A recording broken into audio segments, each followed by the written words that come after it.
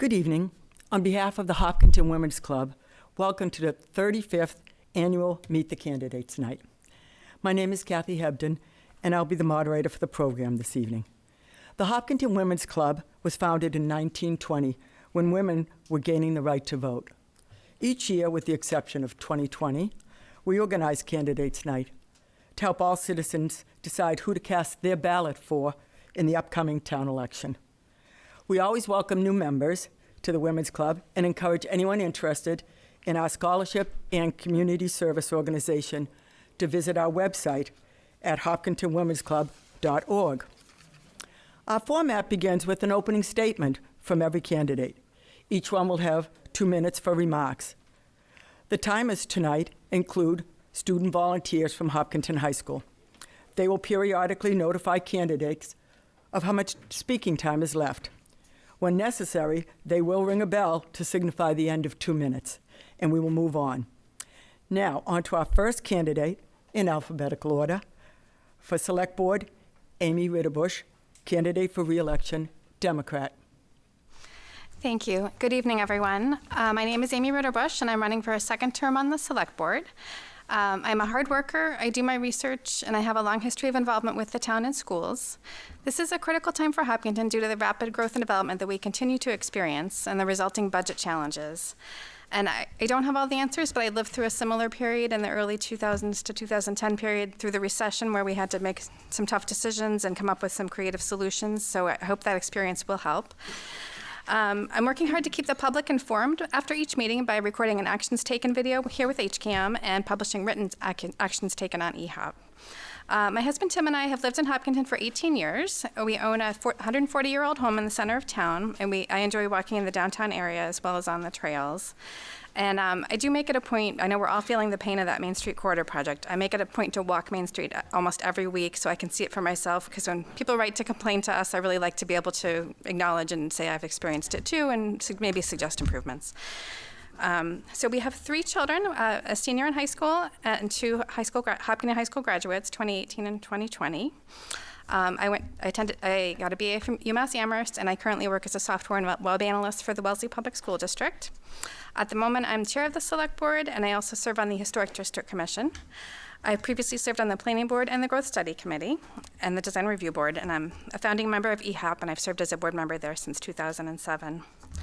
So it's important to have Select Board members who are knowledgeable and informed and actively engaged with the issues and the residents. My communications background, technical and research skills are a good complement to the skill sets of the other board members, and I will work hard to stay on top of the issues in town and bring that knowledge to the Select Board. So I respectfully ask for your vote on May 15th.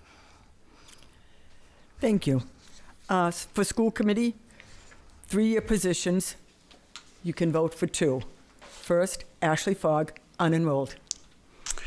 My name is Ashley Fogg, and I'm running for election to the Hopkinton School Committee. I would consider it to be a privilege, honor, and responsibility to serve as a school committee member for the Hopkinton Public Schools. I grew up in Hopkinton. I have a Bachelor's of Science in Applied Legal Studies from Suffolk University, and I worked as a paralegal in law firms in Boston and Woburn. My legal background and experience provides a unique asset different to any current school committee member or candidate, and I believe would equip me very well to serve on the school committee. My family moved back to Hopkinton in 2018. We have 3 children, 2 of whom currently attend Elmwood and Hopkins schools, and a 5-year-old who will attend Marathon this fall. I'm very active in the schools and have relationships with many of the staff members, teachers, and principals. I'm often the room parent for my children's classroom and thoroughly enjoy serving and helping teachers throughout the school year. Currently, I'm on the executive board of the HPTO as the VP for the Hopkins School and the HPTO Appreciation Coordinator for Marathon. Most recently, I volunteered as a coach for a Hopkinton boys travel basketball team, and we won the championship, and I serve in my Hopkinton church. My firsthand experience of having elementary-age students gives me real insight into the issues, concerns, and priorities many parents and community members may have regarding our schools. I hope to take this real-time experience and use it in making informed decisions as it affects the Hopkinton Public Schools and our children. If I'm elected, I hope to engage as a thoughtful contributor and offer a balanced and discerning perspective to problem solving and planning for our school district.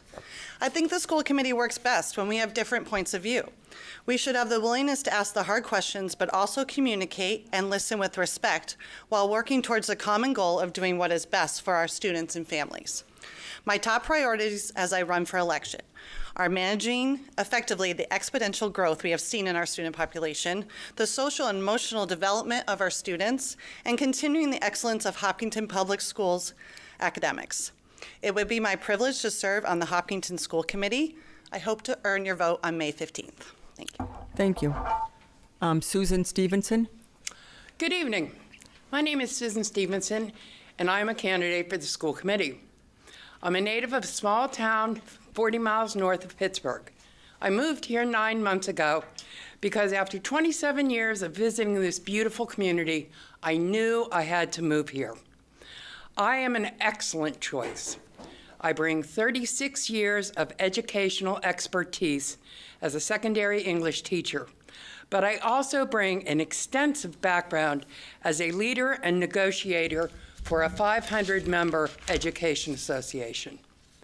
Perhaps one of my best credentials is that my district, Seneca Valley, is so much like Hopkinton schools, a stellar reputation for a high-quality education which leads to an influx of families, which means more students, which means more special needs students, which then means the need for more teachers and the need for more support staff, which means seemingly endless construction, as if we didn't go through enough with the Main Street problem, and ultimately higher taxes.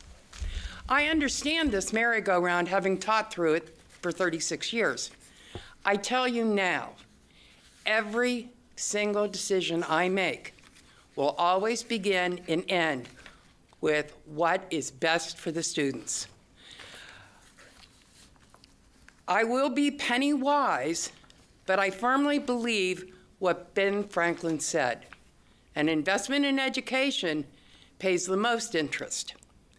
Thank you to the Women's Club for sponsoring this, and HCAM for putting up with us. And I would appreciate your vote on May 15th. Thank you. Thank you. At this time, Amy Ritterbusch will read Adam Monroe's statement, as he was unable to be here due to a commitment out of state. Thank you for allowing me the opportunity to introduce Adam to the Women's Club and the residents of Hopkinton. While he would have preferred to be here in person himself, he's currently in Texas at a National Nursing Education Summit to discuss cutting-edge educational practices and gain insights that he'll bring back to Hopkinton for the benefit of the community. First, I'll share with you a little bit about his humble beginnings and impact the education has had on his life. Neither his parents nor his grandparents had a high school education. As a boy, Adam remembers his mom standing over him night over night, helping him with his homework so that he could have better opportunities. She was keenly aware that education was the key to a better life. And with the encouragement of his family, he graduated from high school, then earned an associate's degree, then a baccalaureate degree, and a Master of Science degree in nursing with a focus on nursing education. And finally, he's worked himself up to the current status of being a PhD candidate in nursing education.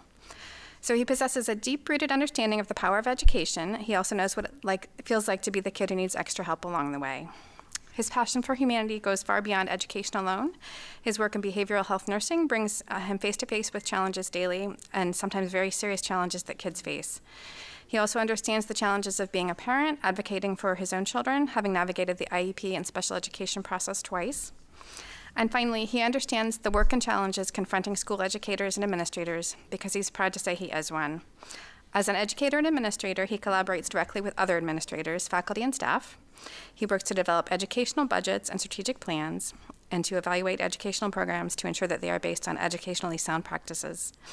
And further, he will make sure that the principles of diversity, equity, and inclusion are included in every decision-making process.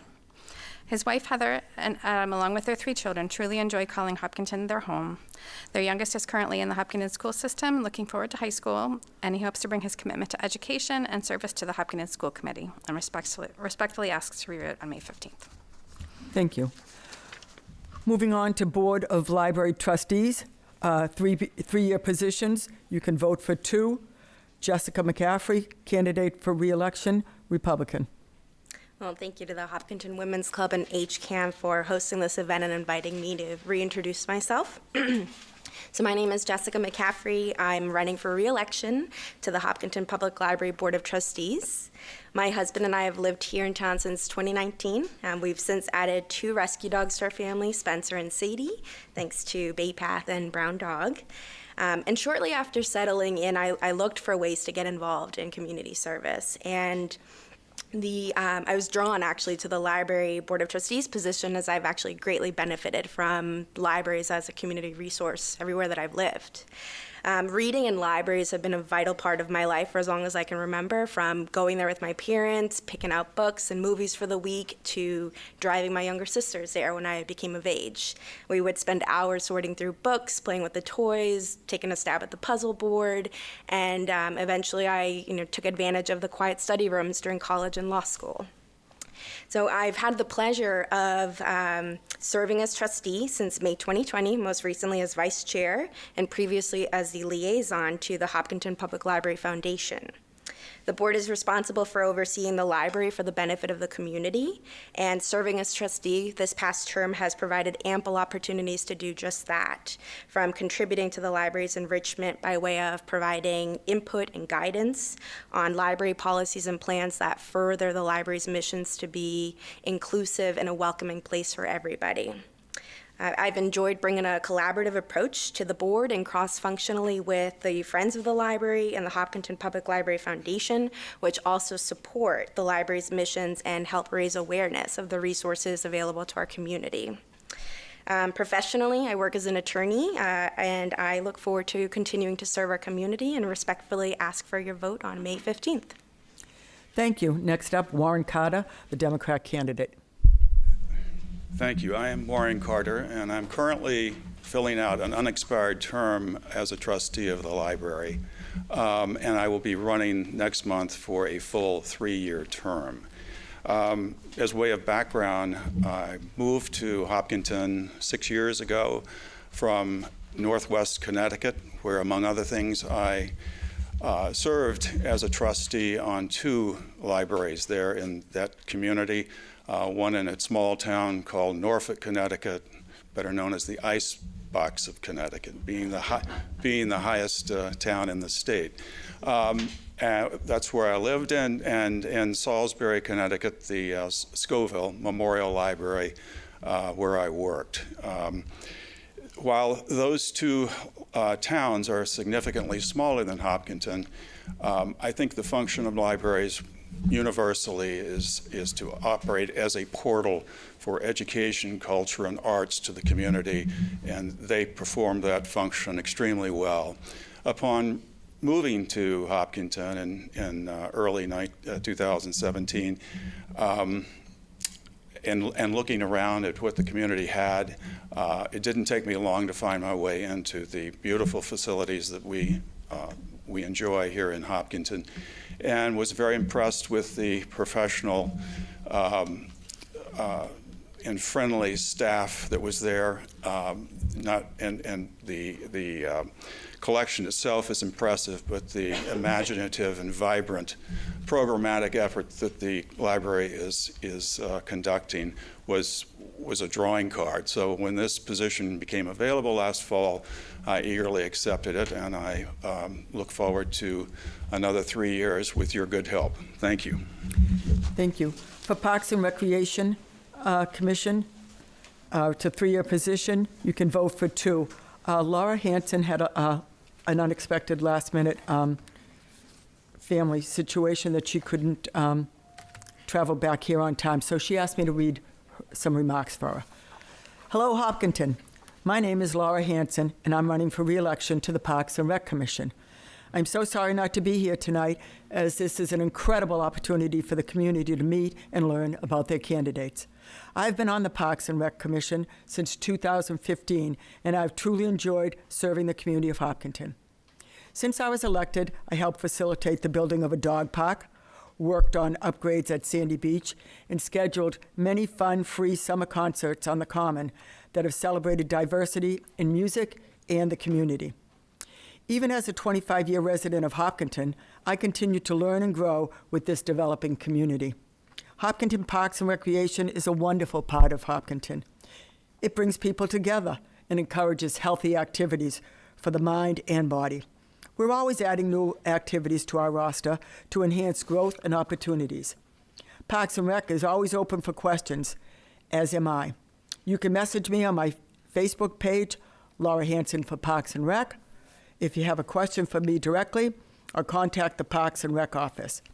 I thank the Hopkinton Women's Club for their continued support of the political structure in our town. They are an important part of our developing community. I would love your votes so that I might continue to work for Hopkinton. Laura Hanson, Parks and Rec candidate. I'll be asking her about the pickleball park. All right, next up we have Planning Board, Navdeep Arora. It's for 2 years, and he's unenrolled. Hello, everyone, and thanks for having me here. My name is Navdeep Arora. To make your life simple, I just go by Nav. I lived in Hopkinton for 4 years. I started my journey in Hopkinton by opening a small business in the New Plaza about 7 years ago. It was a great experience. It was easy working with the town, opening a new business, which I can tell you if you're in construction or opening a new business, it's a very rare thing to say. So since then, I've decided to, because of that experience, I decided to move to Hopkinton, and I'm living in a beautiful community. I love living here. My kids love living here. I have 3 kids. They're all in college, and unfortunately, they could not experience the great high school that we have over here. So we missed out on the great high school experience of Hopkinton, but we still love the town. So generally, the way I'm thinking about what I can add value in the town is I generally ask people, or in my experiences, when you think of Hopkinton, what do you think of, right? I think most of us might agree to some of the things I might say.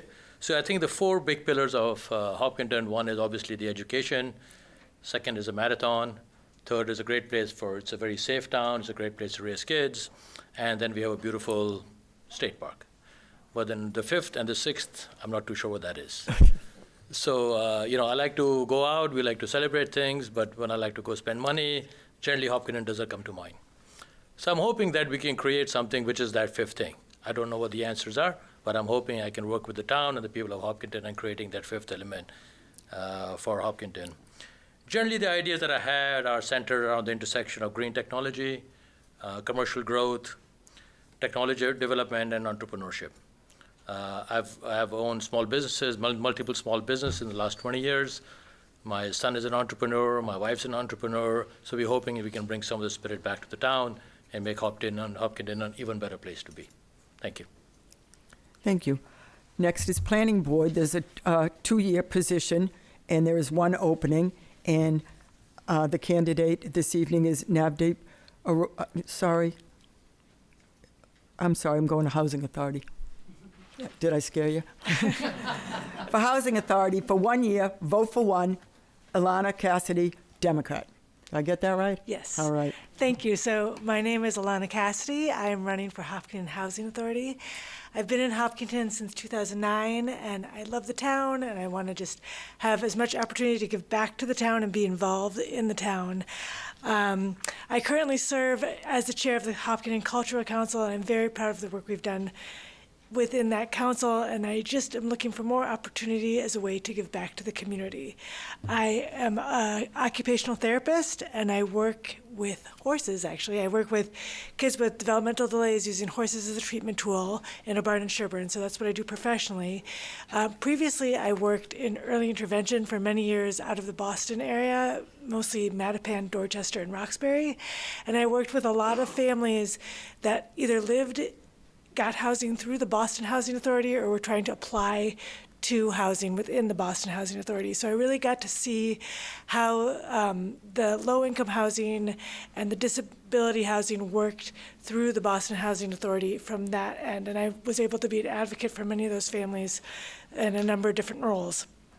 As an occupational therapist, I've worked with seniors and done a lot with fall prevention and fall safety, and it's really a priority for me to work on safety with color contrast and safe ramp and even ground to make sure fall prevention is a priority. If elected, I hope to be an advocate for seniors and for those with disabilities, and really be a liaison between residents and executives. And I really like to just get things done, and I want to be someone that gets things done for the Hopkinton Housing Authority. Thank you. Thank you. For Board of Health, for the 3-year term, you can vote for one. Tonight we have Nasiba Manin, a Democrat. Good evening. Thank you, Kathy, Women's Club, all the viewers, HCAM, and all my neighbors who stood up to serve. That is what makes Hopkinton a great city to live.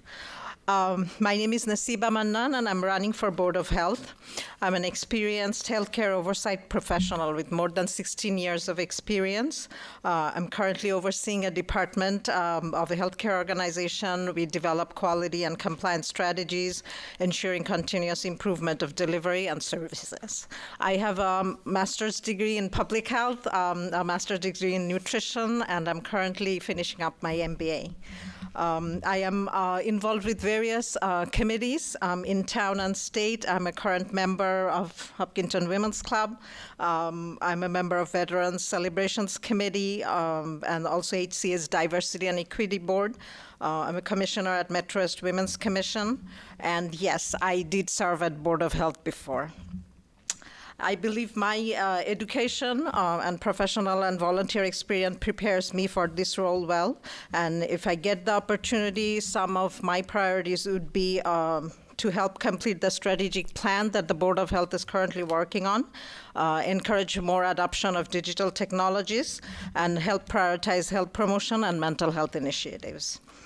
We love Hopkinton. Our children, Ryan and Raina, they grew up here, and my family has called Hopkinton home for more than a decade now.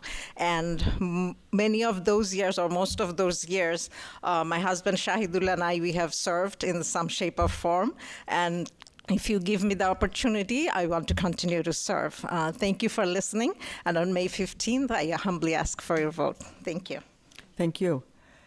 It is time for the second part of our program, the question and answer segment.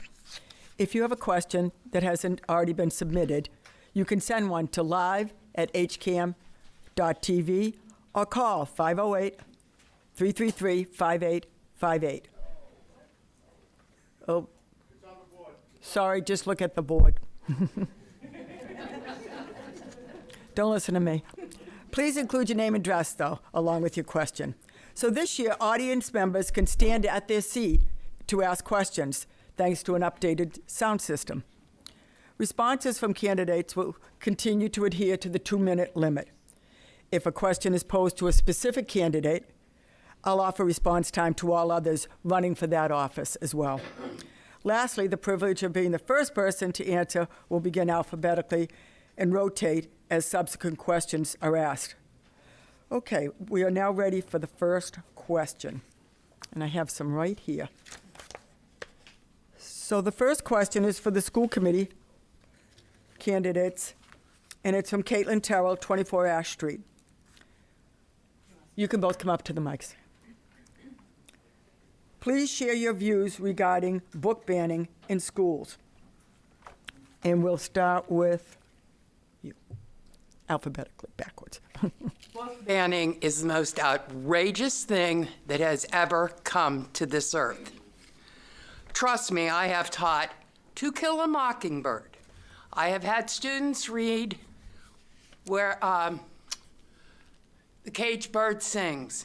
These have been magnificent experiences for them. There should be nothing off limits to a student unless if a parent really does not want a child to be exposed to the world, they have the right to say, no, I don't want my child to read Where a Caged Bird Sings. I'd rather have him read something else. But in terms of widespread book banning, in terms of removing books from the library, it is the most appalling thing I have ever seen in the world. Ashley? So I think book banning. I agree with along the lines that book banning in a general term probably should not happen. I do believe, though, that certain books are appropriate for certain age groups, and I think that there should be good communication between admins of school, and parents. I know as a parent there have been books that have been presented to my kids with topics, even in the elementary schools, that I hadn't discussed with my kids yet. And I've had conversations with elementary principals about that.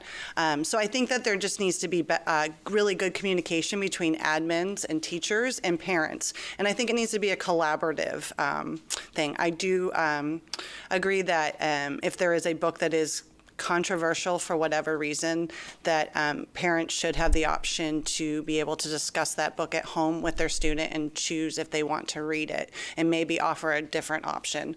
Yeah, I just think better communication between admins and parents, and it should be a symbiotic relationship when it comes to removing or not doing a book. This is just a follow-up to that, and this is from Jen Halliday on Mill Street. Is there a scenario that you believe a big book ban would be appropriate? I believe that there are some books that have been written, such as Lolita, that would not be appropriate for students to read. I believe it is the responsibility of the educator to select books being mindful of the age group they're dealing with, and then working with their departments, working with their supervisors. They should be able to come to a consensus on, yes, this is appropriate, this is not appropriate. Mary Ellen, if you teach this, you're probably going to be a little out of line and the heat's going to get bad. And also, it needs to be a two-way street. Usually if you get a signal from an administrator that you've known for years that a book isn't quite right, that's a signal to an educator that, I better not pick that book. Let's see if I can find something that covers the same topic in a different way. But no, you don't hand Lolita to a child. You don't hand Lolita to a senior in high school. If they read it on their own, that's a whole different story. Ashley, do you have one to respond to Can that? you just repeat the question one more time? Are there any scenarios that you believe a book ban would be appropriate? Yeah, so again, I guess the same thing. I think each book should probably be taken face value, and there should be a conversation between educators and administrators. If a book seems to be controversial for whatever reason, then more, like I said, I think more communication with the parents and the students should be made, and I think maybe an alternative should be offered if it doesn't work for everybody. Okay, stay where you are. We'll start with Ashley this time. Okay. What are your thoughts about non-binary and trans students participating in school sports? Oh, boy. That's Brianna Mangano on 10 Mill Street. Okay, so, well, there's organizations in place in the state of Massachusetts that has rules about transgender and non-binary kids participating in sports. I don't have it in front of me. It's funny that you asked this question because last year I had it in front of me, but this year I don't. But I do know that from my own research that the school committee is required to follow those rules by the athletic organizations in town. And we would, as Hopkinton school committee members, would have to follow whatever they have put in place. I do believe that non-binary and transgender kids should have opportunities to play sports and along with those guidelines. Susan? I absolutely believe transgender and non-binary students should be allowed to play sports. If one thinks about it, generally, if a guy feels more feminine, it's not going to be quite as much as having the 500-pound linebacker coming over to the girls' basketball team. But like Ashley said, there's legal precedence for that. And I think transgender and non-binary kids have the toughest road there is to hoe, and whatever we can do to help them should be done. Thank you. This is from Jamie Ronka to you two lucky candidates again. If a student identifies as other gendered from his or her biological sex, what do you think the school should do regarding the student's identity? And Susan, we can start with you this time. I first think they should honor the student's identity as they see it. I also believe that the school should do everything they can to help that student. Lord knows they have, as I said, a rough road. The school needs to come behind them and support them in any way. Services, if they need to talk about things, there need to be counselors who understand that kind of thing. Ashley? Will you repeat the question one more time, please?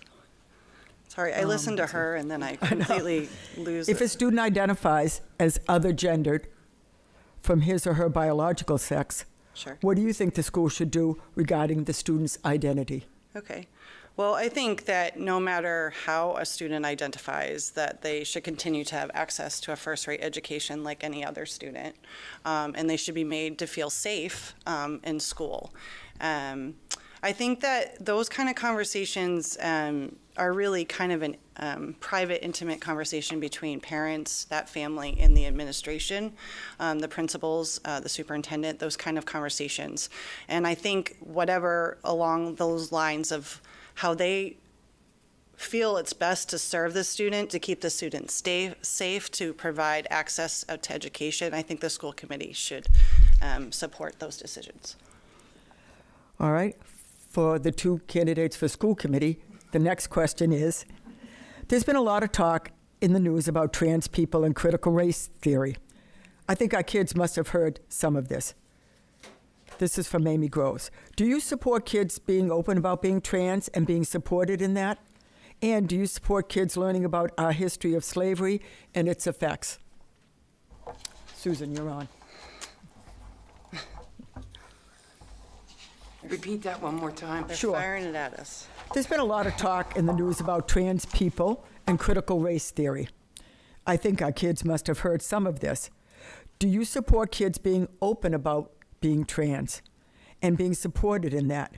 And do you support kids learning about our history of slavery and its effects? Okay, first of all, I've said it probably 10 times tonight already.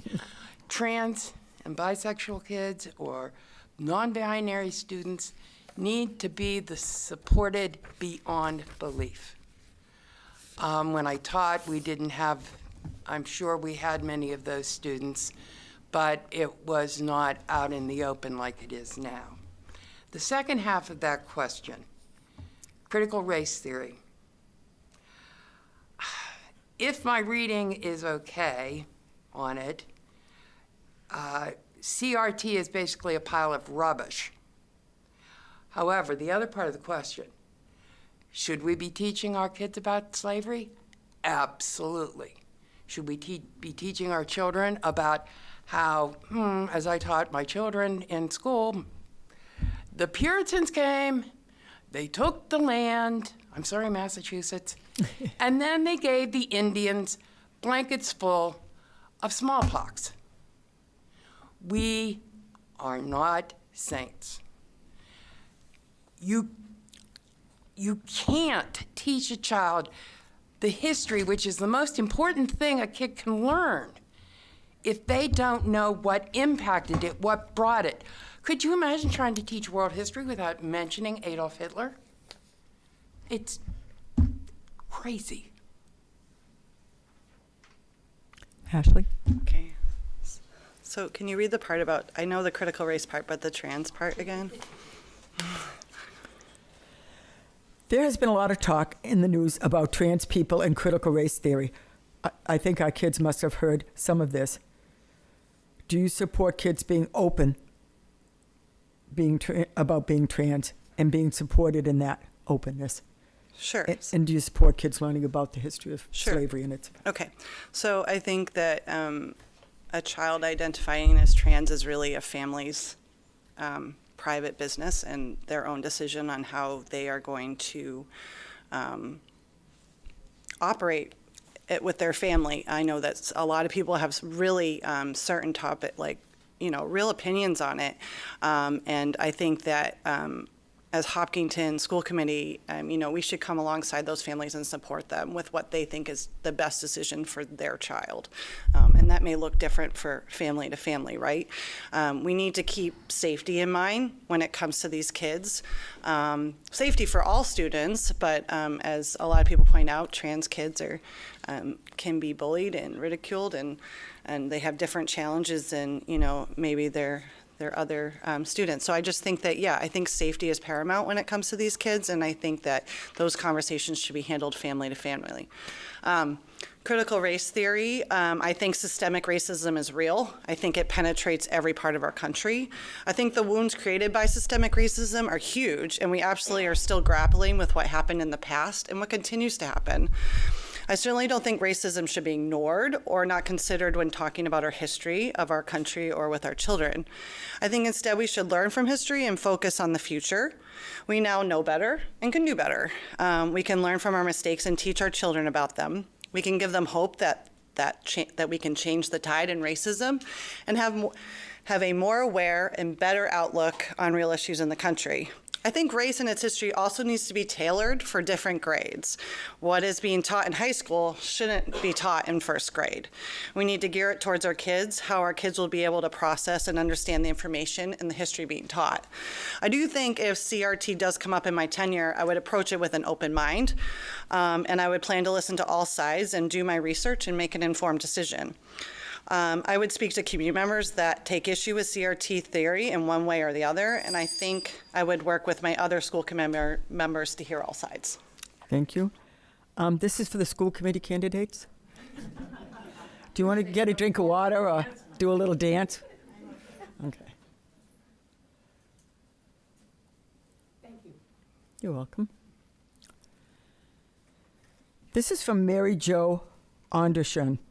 I would like to ask the school committee candidates, how have you prepared to serve and familiarize yourself with the issues before the school committee? How many school committee meetings have you attended this year?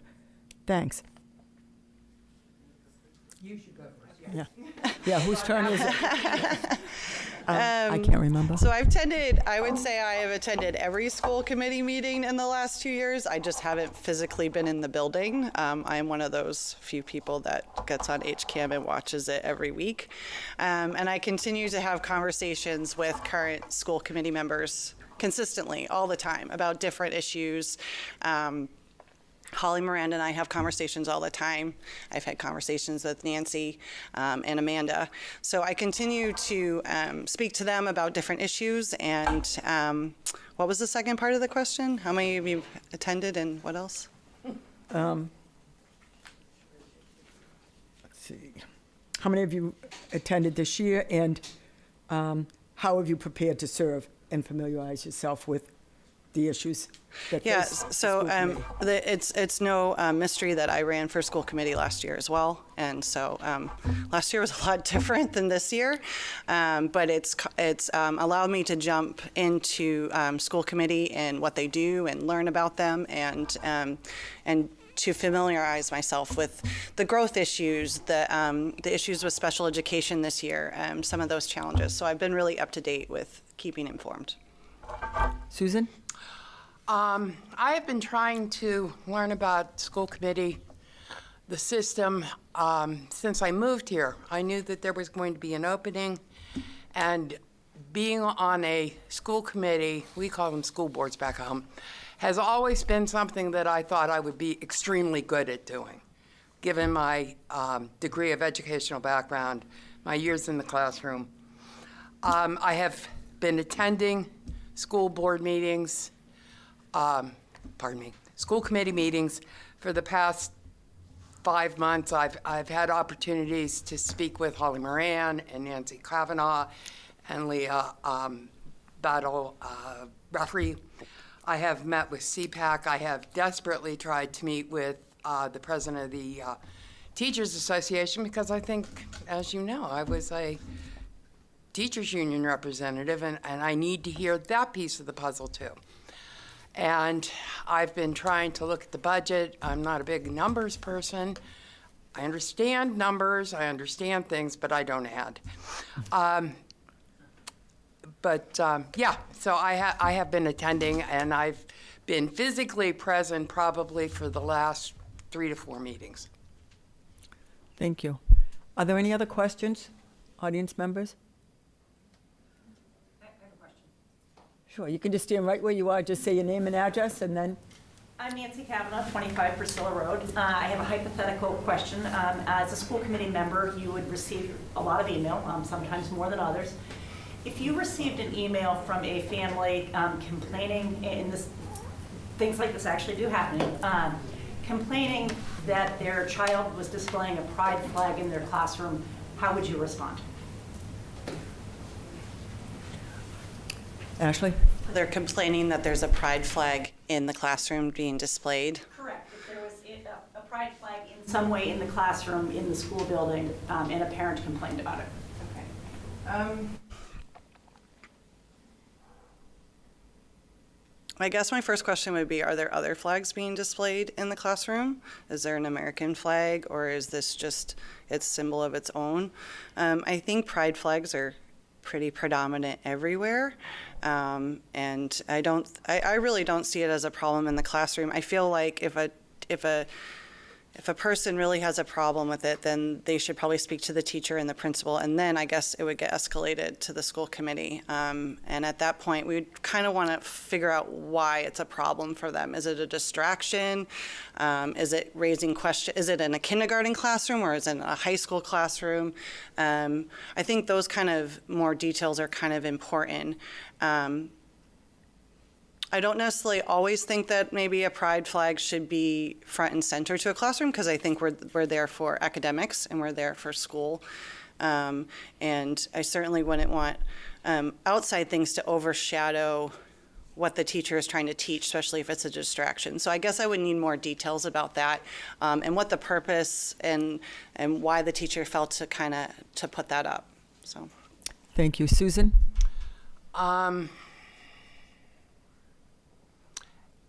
Ashley gave a very good answer to that. I think, though, probably my gut reaction, and I'd have to sit and think a couple minutes, would be, is that flag hurting your son or daughter? Is he or she being impacted by it in a negative manner such that they cannot focus on their education? After that, I think I would probably direct them, have you spoken to the teacher? Have you spoken to the principal? This is kind of, at this point, needs to be taken place here. And as Ashley said, after that, then it might come to the school committee. Thank you. Any other questions? Now or never. Okay. I think I'll let you guys sit down, take a deep breath, and I'll have you back up for closing remarks. With the completion of all questions, it's time to allow the candidates a final opportunity to address the audience with closing remarks. Once again, there's a 2-minute time limit, and this time, the order of speakers is reversed. So I'll start at the end, and we'll start with Nasiba Mannon, Board of Health, the 3-year position, 1 opening, Democrat. Thank you, everyone. Thank you for listening. I'm not going to repeat everything I said at the introduction. I just wanted to remind you we have a town meeting coming up on May 1st. Please come join us. A lot of important articles coming up there. And on May 15th, I humbly ask for your vote. Thank you for your time. Thank you. Housing Authority, there's a 1-year position, so you can vote for 1. Ilana Cassidy, Democrat. I just wanted to say thank you. Thank you for hosting. Thank you for everyone for coming. And I am just very excited to be part of the community and get to know a whole another part of Hopkinton that I don't think a lot of people even know is here. So I'm really excited to be involved in the Hopkinton Housing Authority. So vote for me. Yay. Thank you. Thank you. Planning Board, it's a 2-year position. You can vote for 1. There's 1 candidate, Navdeep Arora. He's unenrolled. All right. Well, thank you again for listening to what I have to offer. I'm just hoping by the end of 2 years, I would have made at least 1 difference to the town of Hopkinton on such a beautiful community. And I can just say to my kids, and so, wow, we lived in Hopkinton, we made one thing different. I'm good with that. Thank you. Thank you. Board of Library Trustees, do you want to come forward?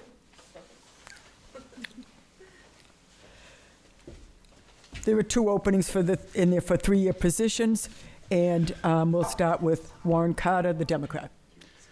Thank you again, Kathy, very much for having us tonight. And not a lot to say. It's an election. I think I would just ask everyone to vote as you see fit. And I think if we've learned anything over the last few years, it's that the elections at the local and state level have become so very important to keeping our wonderful communities wonderful.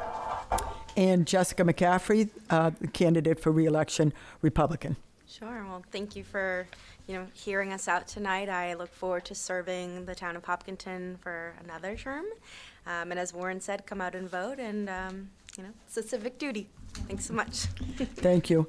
School committee, you're on. I'm thinking song and dance this time.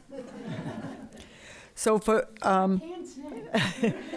3-year opening, it's a 3-year commitment, and there are 2 openings, and there are 3 candidates. So we'll start with Susan, and she's a Democrat. I'd like to thank the audience for taking the time to take part in this political process. It's the bedrock of democracy.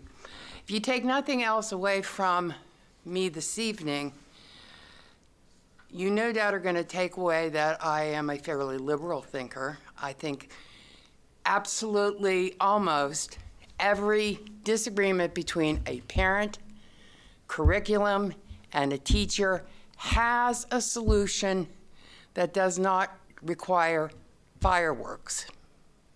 There is always the way to work it out. I also think you should take away from me from tonight that I am a highly experienced educator. I am exceedingly schooled on teacher relations. I'm exceedingly schooled on bringing a new and an innovative curriculum to life. I've done that many times in my job. And I thank you for taking your time to be here. One last thought. I can't get this quote right. I'm ashamed of myself. The question about CRT. If you do not know your history, you are doomed to repeat it.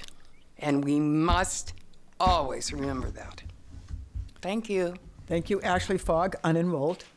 Yeah, so first off, thank you to the Hopkinton Women's Club. I'm grateful for the opportunity to speak to the community through this important and vital platform. So thank you for organizing this event.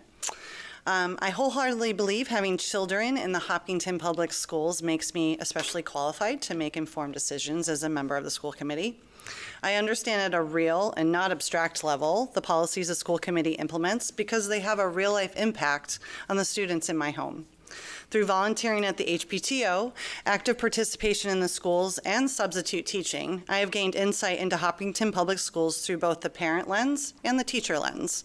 I have stayed informed and active in recent decisions and challenges facing the school committee, and am engaged in conversations and dialogue with current school committee members about issues facing our schools. I'd like to point out that I'm an independent, unenrolled candidate, and a political party in town does not run my campaign. I believe politics really have no place in the school committee, and we are one of only 8 communities in Massachusetts that allows political affiliation in municipal elections. If elected, I promise to listen to all stakeholders in the community and make informed decisions that serve our students and schools best, and never be politically backed or swayed. As a parent of young students in the district, I have a vested interest in the longevity of Hopkinton Public Schools' performance and quality of education. Growing up here and now raising my children in Hopkinton, I deeply value this community and have a lengthened understanding of its past, more so than any other candidate. It would be my privilege to serve this great community as a school committee member. Please consider voting for me on May 15th. Thank you. First, I'm sorry, I can't read that. Yes, Susan would like an opportunity to add the rest of her minutes. I'm disappointed that anyone would think that a party would push an agenda through the school board, which kind of was what I heard. Politics does not play a part in a school committee. It happens to be the committee is fully Democrat. That's the way Hopkinton has chosen to have it. Every single member of that committee that I have seen work for the best interests of the children, and that is first and foremost on their mind, and the Democratic Committee does not own them or tell them how to vote. Thank you. For Select Board, the three-year position, there is one opening. Amy Ritterbusch is the candidate for re-election, a Democrat. Okay, so thank you to HCAM and to the Hopkinton Women's Club for this opportunity tonight. I think we really appreciate it, and to hear from all the candidates. And I would like to echo what Nasiba said about the town meeting coming up next week. I know town meeting can be very long and boring, but I hope you'll come. We do work to try to improve it every year, but there's a lot of interesting topics this year. So I hope we'll see everyone there at town meeting. And just a final plug-in for Adam that he could not come tonight, but you can certainly email or call him if you have questions for him. And, if you're unfortunate like I was, I've seen him in the middle of the night at Milford Regional Medical Center having to go to the ER, but he was a great help to our family at that time. And anyway, so thank you everyone, and we'll see you at town meeting and at the polls. Thank you, Amy. On behalf of the Hopkinton Women's Club, I want to extend a special thank you to all the candidates who participated in this evening's program, and to all the at-home viewers for joining us tonight. I also want to acknowledge the HCAM TV staff and crew. Ashley Simmons, Jim Cousins, John Ritz, Mary Arnott, and Mike Terosian for making this broadcast possible. Their expertise and patience is invaluable to me, believe me. Additional thanks go out to Women's Club members, especially Mary Woodward, Marie Smith, and Doris Early. The student volunteers, Ellie Power and Taylor Clancy, who monitor the time limits, and Connor Deegan, the town clerk. I hope this presentation was informative, and I encourage all registered voters to vote in our upcoming town election on Monday, May 15th. All Hopkinton precincts vote at the middle school gym between the hours of 7 a.m. and 8 p.m. Absentee ballots are available at the town clerk's office. Thank you, everyone, and good night.